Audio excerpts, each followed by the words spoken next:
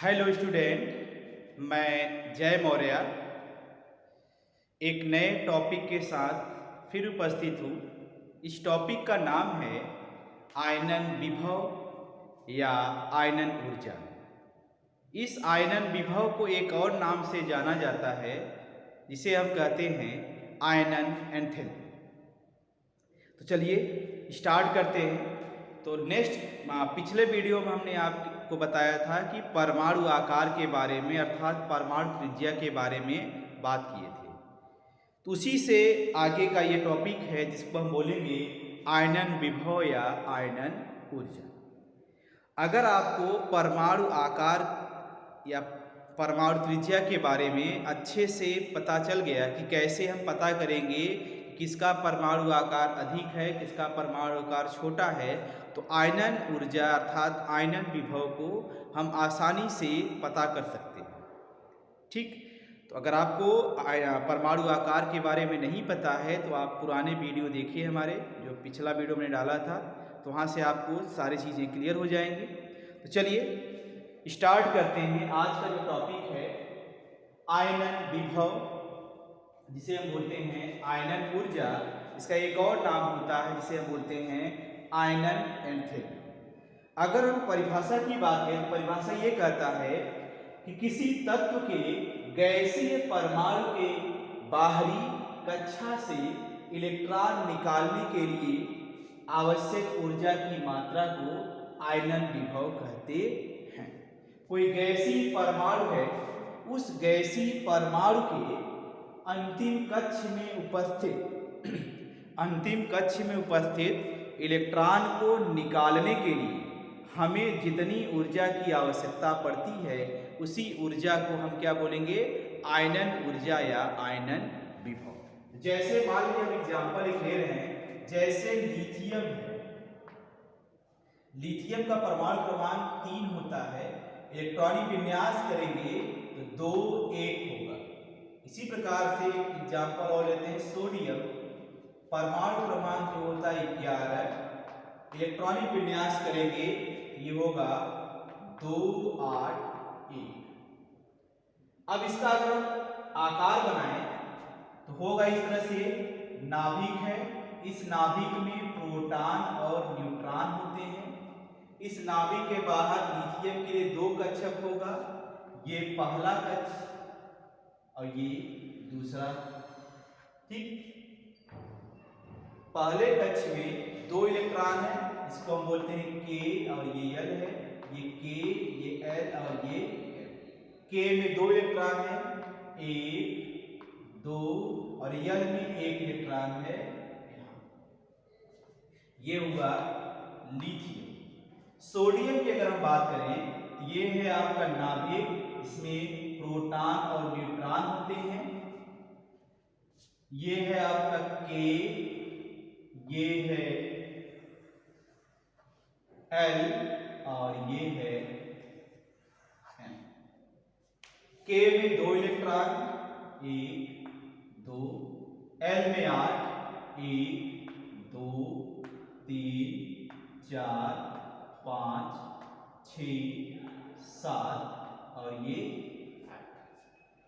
ठीक, और ये में कितनी है, 1। परिभाषा ये कहता है आयनन ऊर्जा या आयनन विभव का कि अगर कोई गैसीय परमाणु है, उस गैसीय परमाणु के अंतिम कक्षा में उपस्थित इलेक्ट्रॉन को अगर निकाला जाए तो निकालने पे जितनी ऊर्जा देनी पड़ती है उसी ऊर्जा को हम बोलते हैं आयनन ऊर्जा या आयनन विभव। तो लिथियम का अंतिम कक्ष ये है, जिसमें 1 इलेक्ट्रॉन ये है। इस इलेक्ट्रॉन को निकालने के लिए जितनी ऊर्जा की आवश्यकता पड़ेगी उसी को हम बोलेंगे आयनन ऊर्जा। इसी प्रकार से सोडियम के इस अंतिम इलेक्ट्रॉन को निकालने के लिए हमें जितनी ऊर्जा की आवश्यकता पड़ेगी उसी ऊर्जा को हम बोलेंगे आयनन ऊर्जा या आयनन विभव या आयनन एंथैल्पी। ठीक है, तो जैसा कि आप जानते हैं कि नाभिक के अंदर प्रोटॉन होता है, इसी के वजह से प्रोटॉन पे पॉजिटिव चार्ज होता है। ठीक है, तो नाभिक जो होता है, इस नाभिक पर पॉजिटिव चार्ज होता है क्योंकि नाभिक के अंदर प्रोटॉन और न्यूट्रॉन होता है, प्रोटॉन पे पॉजिटिव चार्ज होता है, इसीलिए नाभिक पर पॉजिटिव चार्ज होता है। और अंतिम कक्ष जो होता है, इस अंतिम कक्ष में जो इलेक्ट्रॉन है, इस इलेक्ट्रॉन पे माइनस चार्ज होता है।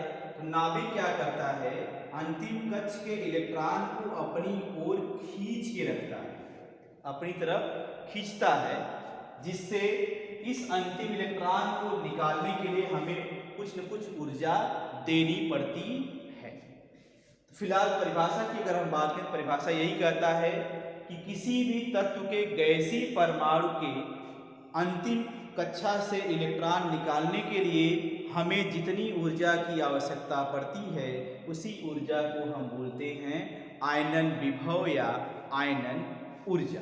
तो चलिए आगे देखते हैं और क्या क्या इसके बारे में हम देख सकते हैं। चलिए अब जैसे मान लीजिए कोई एक परमाणु है ए, सपोज करिए कोई ए परमाणु है, इस ए परमाणु से अगर एक इलेक्ट्रॉन निकाल दिया, ये कैसी अवस्था में होगा, गैसीय अवस्था में होगा।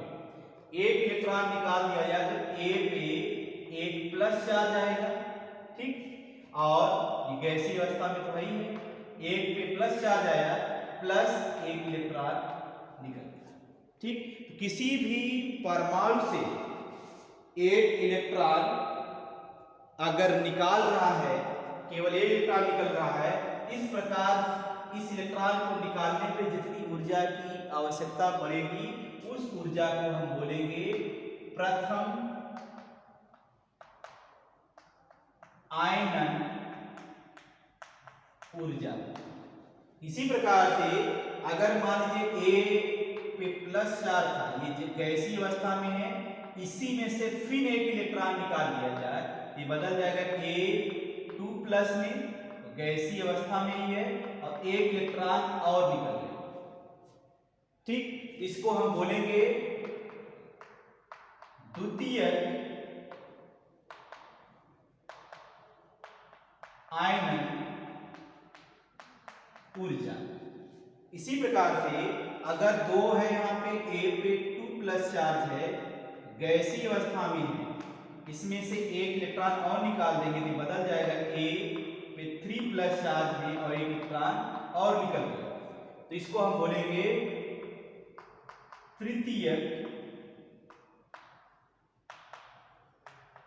आयनन ऊर्जा, या इसको शॉर्ट फॉर्म में कह सकते हैं आयोनाइजेशन एनर्जी फर्स्ट, इसे हम कहेंगे आयोनाइजेशन एनर्जी सेकेंड, इसे कहेंगे आयोनाइजेशन एनर्जी थर्ड। तो अगर हम कहें तो जब किसी तत्व के एक परमाणु से केवल एक इलेक्ट्रॉन निकलता है, इस प्रकार के आयनन ऊर्जा को हम बोलते हैं प्रथम आयनन ऊर्जा।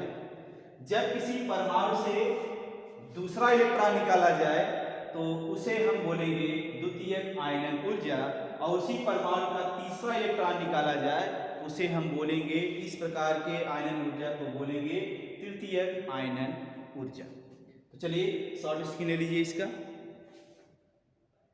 चलिए अब बात करते हैं आयनन ऊर्जा को प्रभावित करने वाले कारक के बारे में।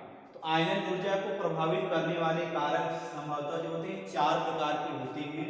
पहला है परमाणु आकार, दूसरा है नाभिकीय आवेश, तीसरा है परिरक्षण प्रभाव, और चौथा है कक्षक की आकृति। चलिए पहला हम देखते हैं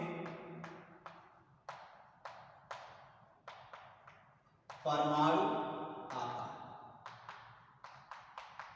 देखिए परमाणु आकार जितना ज्यादा बड़ा होगा, परमाणु आकार जितना ज्यादा बड़ा होगा, परमाणु आकार का मतलब ये है कि नाभिक और अंतिम कक्ष के बीच की जो त्रिज्या है जितनी ज्यादा होगी उतना ज्यादा परमाणु आकार होगा। तो परमाणु आकार जितना ज्यादा बड़ा होगा उसके अंतिम कक्ष से इलेक्ट्रॉन निकालना उतना ही आसान होगा। और हमने पहले बताया आयनन ऊर्जा का मतलब ये होता है कि किसी भी गैसीय परमाणु के अंतिम कक्ष से इलेक्ट्रॉन निकालने के लिए जितनी ऊर्जा देनी पड़ती है उसी को हम बोलेंगे आयनन ऊर्जा। और जितना आसानी से इलेक्ट्रॉन निकलेगा उसकी आयनन ऊर्जा उतना ही कम होगा, क्योंकि हमें ऊर्जा कम देनी पड़ेगी। इलेक्ट्रॉन जितनी कठिनाई से निकलेगा हमें उसके लिए ऊर्जा उतनी ही ज़्यादा देनी पड़ेगी, तो आयनन ऊर्जा क्या आएगी? ज़्यादा आएगी। इसीलिए हम कह सकते हैं कि परमाणु का आकार अगर बड़ा होगा उसका आयनन ऊर्जा क्या होगा? कम होगा। ठीक, एक परिभाषा ये हम कह सकते हैं शॉर्ट फॉर्म में कि आयनन ऊर्जा जो होगा ये व्युत्क्रमानुपाती होगी किसके? परमाणु आकार, क्या परमाणुवीय आकार भी होते हैं, परमाणु आकार के ये व्युत्क्रमानुपाती। जितना ज्यादा परमाणु आकार बढ़ेगा उसकी आयनन ऊर्जा उतनी ही कम होगी, और जितना ज्यादा परमाणु आकार घटेगा उसकी आयनन ऊर्जा उतनी ही ज्यादा होगी। चलिए देखते हैं कैसे। जैसे अगर हम बात करें, अभी हमने लिया था लिथियम का, परमाणु क्रमांक 3 था 2 1। सोडियम की बात करें तो परमाणु क्रमांक 2 8 1 हो गया। ठीक, 11 परमाणु क्रमांक है। इसमें क्या था? ये नाभिक था, इसमें पॉजिटिव चार्ज। ठीक, कितने? 3 पॉजिटिव चार्ज की प्रोटॉनों की संख्या बराबर इलेक्ट्रॉन परमाणु क्रमांक होता है। ये है पहला कक्ष, ये है दूसरा कक्ष। इसमें 2 इलेक्ट्रॉन, अंतिम इलेक्ट्रॉन इस वाले कक्ष में। सोडियम की बात करें तो ये नाभिक है, इसमें पॉजिटिव चार्ज, ये पहला कक्ष, ये दूसरा कक्ष और ये तीसरा कक्ष। इसमें 2 इलेक्ट्रॉन, इसमें 1 2 3 4 5 6 7 8 और इसमें 1। ठीक, तो हमने ये कहा कि अंतिम इलेक्ट्रॉन को निकालने के लिए जितनी ऊर्जा की आवश्यकता होगी वही कहलाएगा आयनन ऊर्जा। इसमें आप देखेंगे कक्ष की क्रम संख्या केवल 2 है, इसमें कक्ष की क्रम संख्या 1 2 3। हमने आपको अभी ये भी बताया कि नाभिक क्या करता है? पॉजिटिव चार्ज इस पे होता है, ये हमेशा इलेक्ट्रॉन को अपनी ओर खींच के रखता है। अपनी ओर जब खींच के रखेगा ये जल्दी बाहर जाने नहीं देगा, और नाभिक के जितना नजदीक ये इलेक्ट्रॉन होगा उतना ही ज्यादा आकर्षण बल कार्य करेगा नाभिक का। होता क्या है कि जैसे जैसे नाभिक से ये इलेक्ट्रॉन दूर जाएगा वैसे वैसे इस इलेक्ट्रॉन को निकालने के लिए हमें एनर्जी क्या देनी पड़ेगी? ज्यादा देनी पड़ेगी। सही, जैसे जैसे नाभिक से इलेक्ट्रॉन की दूरी बढ़ेगी वैसे वैसे क्या होगा? उस इलेक्ट्रॉन को निकालने के लिए हमें ऊर्जा कम देनी पड़ेगी। ठीक, तो यही है n का मान, इसमें n का मान 1 2 है, 2 है इसलिए क्या होगा? इसमें n का मान 2, इसमें 1 2 3 है, n का मान ज्यादा है। जितना ज्यादा कोश की संख्या जितनी ज्यादा होगी उसका परमाणु आकार उतना ज्यादा होगा, और जितना ज्यादा परमाणु आकार उसकी आयनन ऊर्जा क्या होगी? उतनी ही कम होगी। ठीक, तो हम ये कह सकते हैं किसी भी वर्ग में ऊपर से नीचे चलने पर, वर्ग में ऊपर से नीचे चलने पर परमाणु आकार क्या होता है? परमाणु आकार बढ़ता है, क्योंकि कोषों की संख्या बढ़ती है। जब परमाणु आकार बढ़ेगा तो आयनन ऊर्जा क्या होगा? घटेगा। उस केस में आयनन ऊर्जा जो होती है वह घटती है। इसी प्रकार से आवर्त में लेफ्ट से राइट अर्थात बाएं से दाएं चलने पर, बाएं से दाएं लेफ्ट से राइट जाने पर परमाणु आकार क्या होता है? घटता है। ठीक, परमाणु आकार घटता है, इसलिए क्या होगा? आयनन ऊर्जा जो होगी वह आयनन ऊर्जा बढ़ती है। सही, आयनन ऊर्जा बढ़ती है। बस क्या ध्यान देना है? परमाणु आकार बढ़ेगा, आयनन ऊर्जा क्या होगी? घटेगी। परमाणु आकार घटेगी, आयनन ऊर्जा बढ़ेगी। इसके लिए आपको परमाणु आकार कैसे बढ़ता कैसे घटता है वो आप पिछले वाले वीडियो में देखिएगा। वहाँ पे हमने परमाणु त्रिज्या और परमाणु आकार के नाम पे एक वीडियो हमने बना के रखा हुआ है। तो चलिए इसका शॉर्ट स्क्रीन ले लीजिए। तो चलिए हमने अभी बात किया कि आयनन ऊर्जा को प्रभावित करने वाले कारक में पहला हमने बात कर लिया क्या, परमाणु आकार के हिसाब से। अगर परमाणु आकार बढ़ेगा तो आयनन ऊर्जा का मान घटेगा। दूसरा है नाभिकीय आवेश। नाभिकीय आवेश, नाभिकीय आवेश का मतलब ये है कि जो नाभिक है, ये मान लीजिए आपका नाभिक है, ये है नाभिक। इस नाभिक पे पॉजिटिव चार्ज होता है, धन आवेश होता है, और इस नाभिक के बाहर अलग अलग कक्षा होती है इस तरह से। ठीक, ये नाभिक क्या करता है, अंतिम कक्ष में जो भी इलेक्ट्रॉन है उसको अपनी ओर खींच के रखता है, क्योंकि नाभिक पे पॉजिटिव चार्ज और इलेक्ट्रॉन पे निगेटिव चार्ज हमेशा विपरीत आवेश एक दूसरे को अपनी तरफ आकर्षित करते हैं। क्योंकि इलेक्ट्रॉन बाहर है, ये क्या करता है, नाभिक के अंदर जो प्रोटॉन है ये क्या करेगा, इस इलेक्ट्रॉन को अपनी ओर खींचता है। ठीक, तो जब खींच के रखेगा, क्योंकि हमें अंतिम इलेक्ट्रॉन को निकालने को ही बोलते हैं आयनन ऊर्जा। जब नाभिक पे ज्यादा आवेश होगा, अर्थात नाभिक में जितना ज्यादा धनावेश चार्ज होगा वह अंतिम इलेक्ट्रॉन को अपनी तरफ उतना ही ज्यादा खींच के रखेगा। जब वो खींच के रखेगा तो अगर आप चाहेंगे कि अंतिम इलेक्ट्रॉन को हम आसानी से निकालें तो आसानी से तो निकलेगा नहीं। जब आसानी से नहीं निकलेगा उस केस में क्या होगा, हमें ऊर्जा ज़्यादा देनी पड़ेगी। जब ऊर्जा ज़्यादा देनी पड़ेगी तो आयनन ऊर्जा का मान क्या आएगा, ज़्यादा आएगा।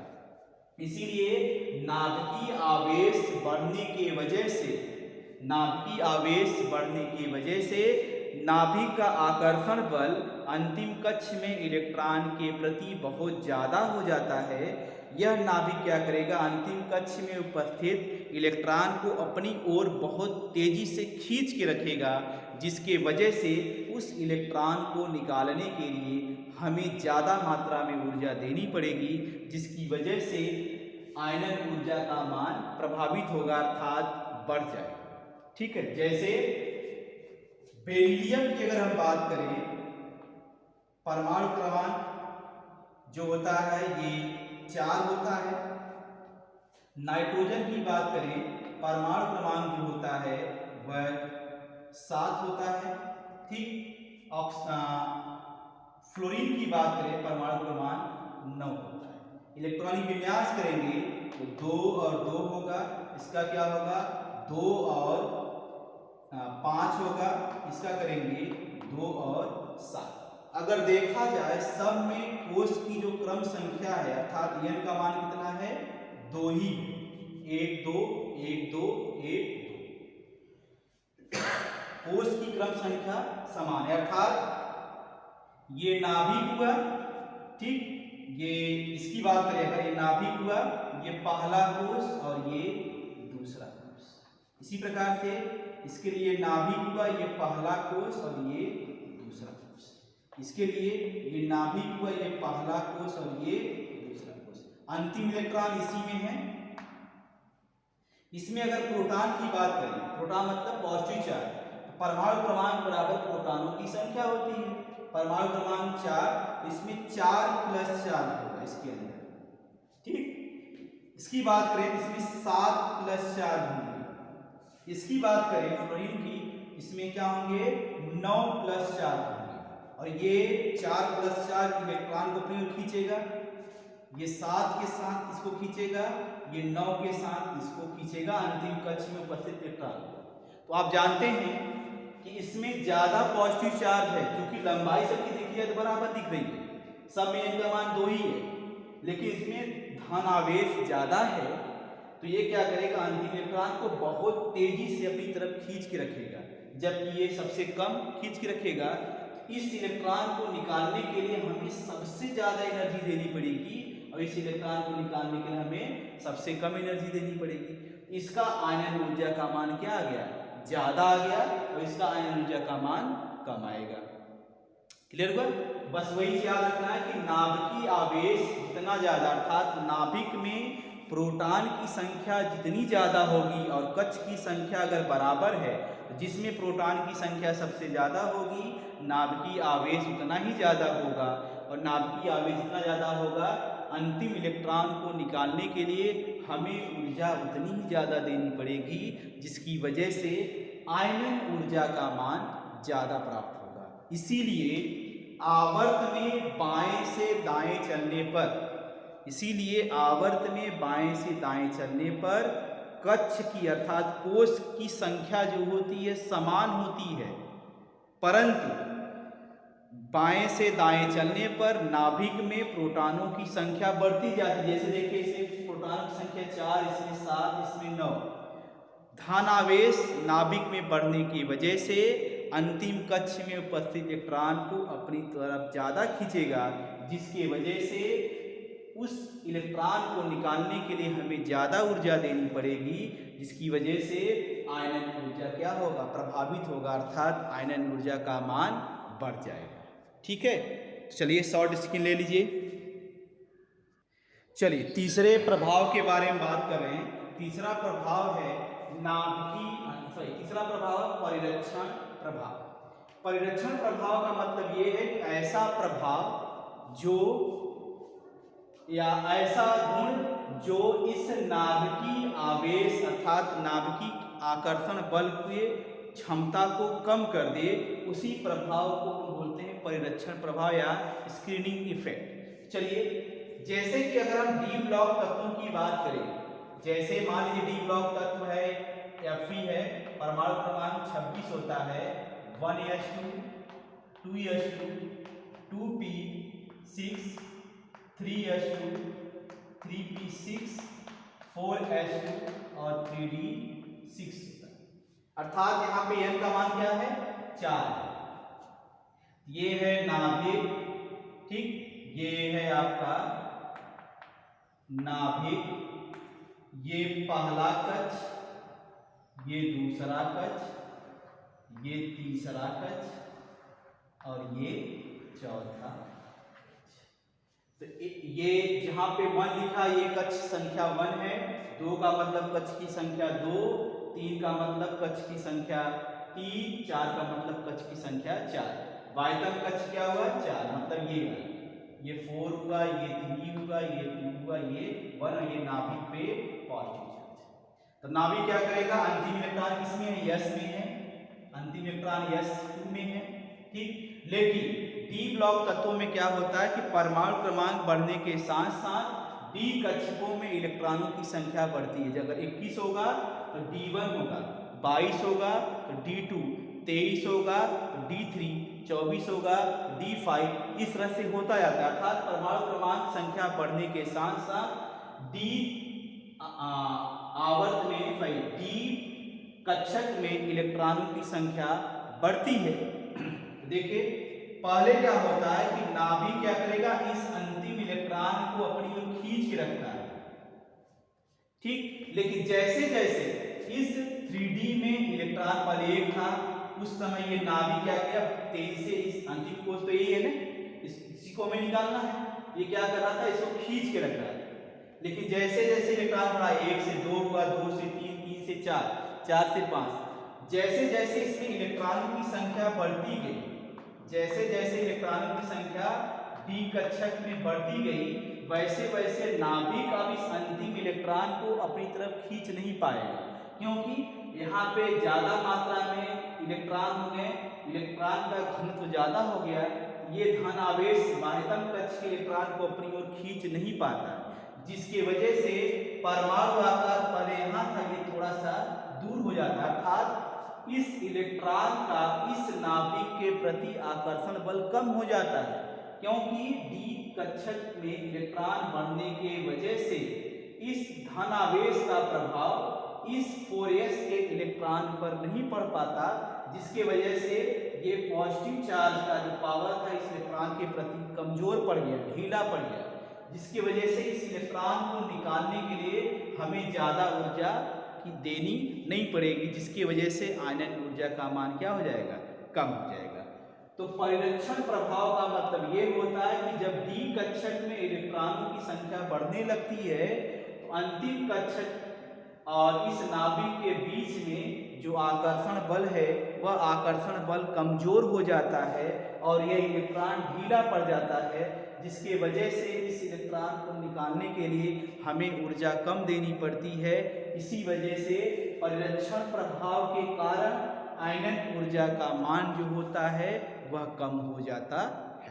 तो चलिए आखिरी देखते हैं। चलिए बात करते हैं कक्षक की आकृति के बारे में कि कक्षक की आकृति आयनन ऊर्जा को कैसे प्रभावित करेगी।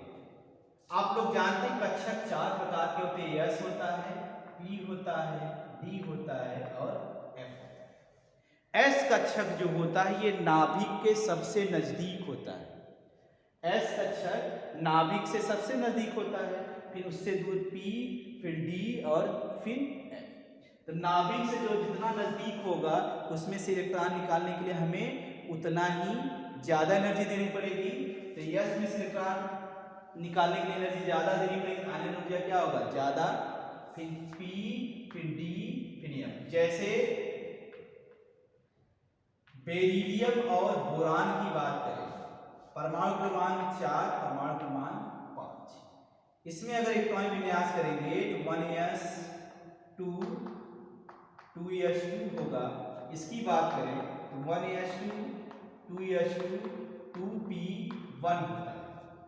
ठीक, ये अंतिम इलेक्ट्रॉन किसमें, S कक्षक में है, जबकि ये अंतिम इलेक्ट्रॉन किसमें है, P कक्षक में। तो हमने ये कहा कि अगर किसी S कक्षक में इलेक्ट्रॉन है और किसी P कक्षक में इलेक्ट्रॉन है तो S कक्षक में से इलेक्ट्रॉन निकालने के लिए हमें ऊर्जा जो है वह ज्यादा देनी पड़ेगी। इसीलिए इसका जो होता है 9.32 आयनन ऊर्जा आता है, जबकि इसका क्या आता है 9.30 आयनन ऊर्जा प्राप्त होती है। क्यों?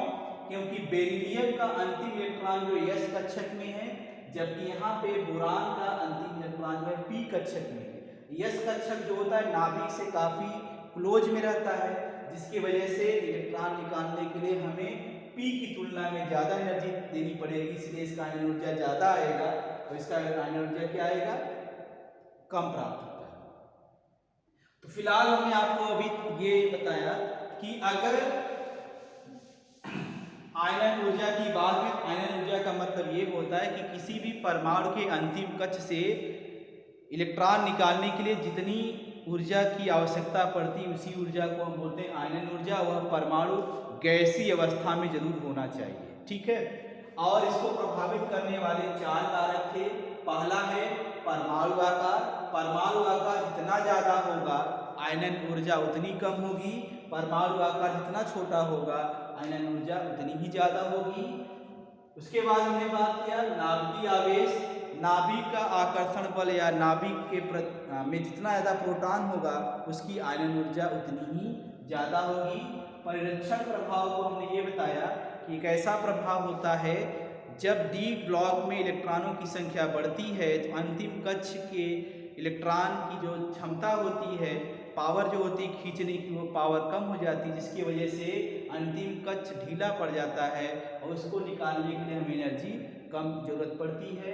और S कक्षक की आकृति में ये बताएं कि S और P में से S में से इलेक्ट्रॉन निकालने के लिए हमें ज़्यादा एनर्जी देनी पड़ेगी, इसलिए S ब्लॉक तत्वों की आयनन ऊर्जा P1 की तुलना में ज़्यादा।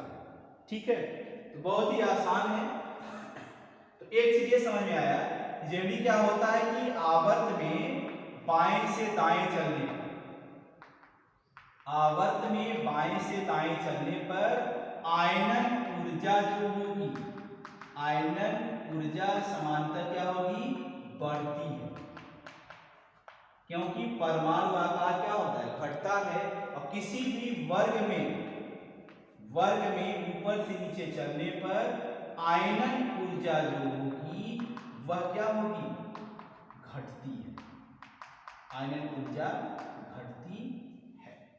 ठीक, तो आज यही टॉपिक था। बाकी परमाणु आकार के बारे में आप पिछला वीडियो डिटेल में देखिएगा। बाकी लाइक करिए, सब्सक्राइब करिए ताकि लोगों तक पहुंच सके। Okay, thank you.